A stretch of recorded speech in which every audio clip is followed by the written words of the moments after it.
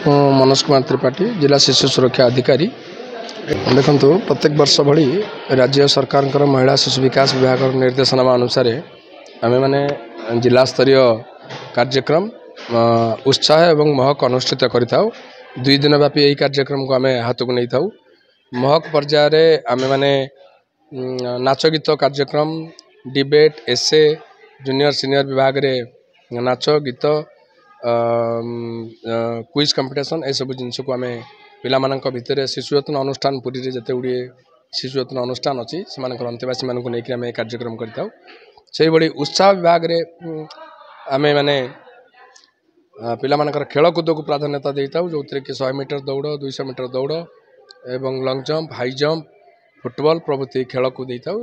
जिला स्तरीय कार्यक्रम रे सबु शिशु यत्न अनुष्ठान मानक भितर जो मैंने उत्कृष्ट पारदर्शिता देखी था से आम राज्य स्तर को बाछि था।